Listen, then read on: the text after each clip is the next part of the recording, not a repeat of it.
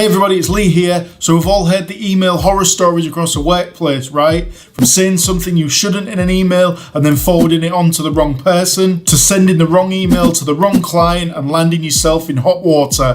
Well, in today's video, I'm going to give you 10 email etiquette tips that's going to help you build your career and make you look more professional in the workplace. This video is going to have you writing killer emails every time and also save you time, energy and hassle to make you more productive, and we're starting right now. Firstly, make sure you have your CTA in the subject line. Not only have a clear call to action in the subject line, but also a good short title description of what the email is about. A great example of a subject line is meeting location changed or revised presentation. These two subject lines are punchy and to the point. There is no ambiguity about what the email will be about. People decide whether to open an email based on two things: who it's from and the subject line. There isn't a lot you can do about who the email is from because it's from you. So the only thing you can influence in the opening of an email is a punchy email title. This is massively important for monthly marketing emails, but it's also really important to get your colleagues opening and reading your emails and thinking you're at the top of your game.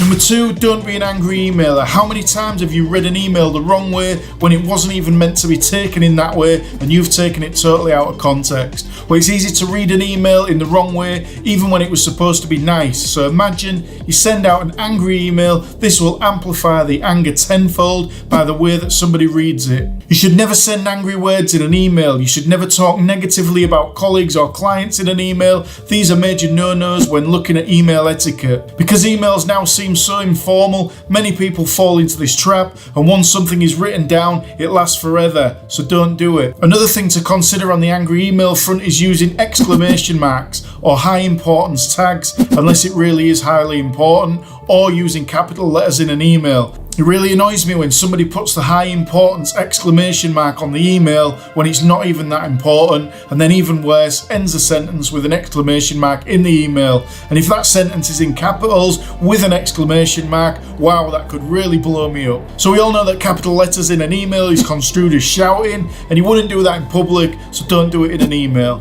And that leads us on to number 3, never respond emotionally to an email. Again, another one I'm guilty of. I've mentioned it in my other videos. I've really had to watch myself on this one. I like to respond to emails straight away in bulk so they are done. I never leave emails to build up in my inbox. So if an email rubs me up the wrong way, I usually blast one straight back, and it's even worse if I'm already stressed or angry. But I've learned now that if I'm angry about an email or it winds me up the wrong way, then I just leave it overnight and I come back in the morning, I reply to it the next day when I've had a chance to calm down and sleep on it. By the time you've had a good sleep on it and come back to it, you read it in a totally different way. Or at least you can reply without the raw emotion attached and reply with something logical and try and diffuse the situation.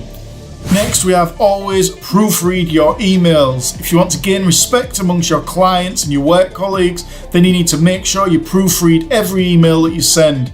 I once drafted an email out really quickly. In fact, it was that quick, it had all sorts of spelling mistakes and other mistakes in it. Now, I knew of these mistakes, but I'd saved the email as a draft, and I didn't look at it again for a few days, and when it came to sending it, I didn't proofread it, I just sent it straight out, totally forgetting that it had all sorts of mistakes in it. It was only afterwards when I read it in horror that it looked like it had been written by a 5-year-old. Oh my god. Actually, a 5-year-old could have probably done a better job. I felt really embarrassed, and since then I've always made a point of proofreading my emails before I send them. Believe me, it will save you a lot of embarrassment. So number 5, this one is really important. Check the chain. I've fallen victim to this one before too. It's when earlier on in an email you've said something you shouldn't have, then after a few backwards and forwards, the email is copied to the other people and your faux pas is sitting there in the email chain for everybody to see it who wasn't supposed to see it. This can make you look like a real fool, and even worse, could offend somebody, and then you've got some apologising to do. Or in the worst case scenario, it could cost you your job depending how bad it is, or it could be that you lose a major client if you're a business owner. So you may start off with an email talking personally with somebody that you know really well, but as that email conversation develops into talk about work or projects, other people may be copied into the email chain and they may see something which they wasn't supposed to. Just before we go on, if you are getting value out of this video, please make sure you show the love by hitting that like button. And if you've liked the video, please comment liked below so that I can thank you personally.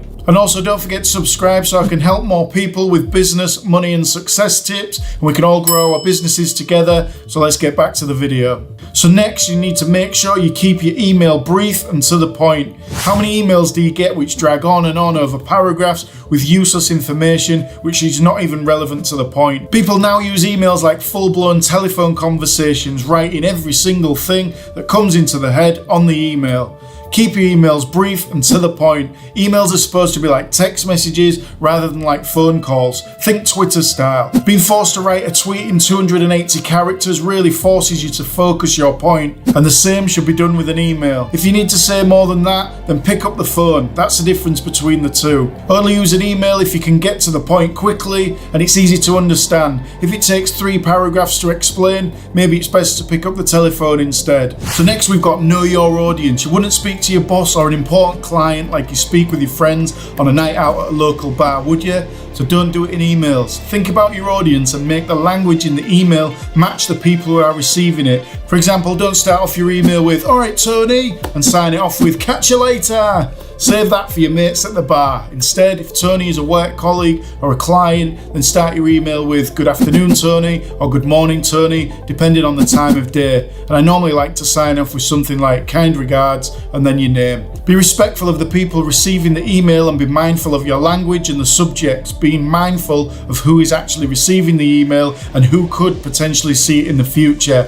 Remember, if you wouldn't be happy for your mother to read it, it probably shouldn't be in a professional email correspondence. And this leads us nicely onto email signatures. Design a nice simple email signature for all of your emails. Have one in HTML format and one in plain text format. Try to keep it simple and test it to make sure it works. The number of emails I've had with email signatures where all of the elements of it are delivered as attachments as the email signature doesn't work properly drives me insane. Also have your sign-off response above the email such as "Kind regards," as I mentioned earlier. Obviously your name, your job role and contact details as a minimum.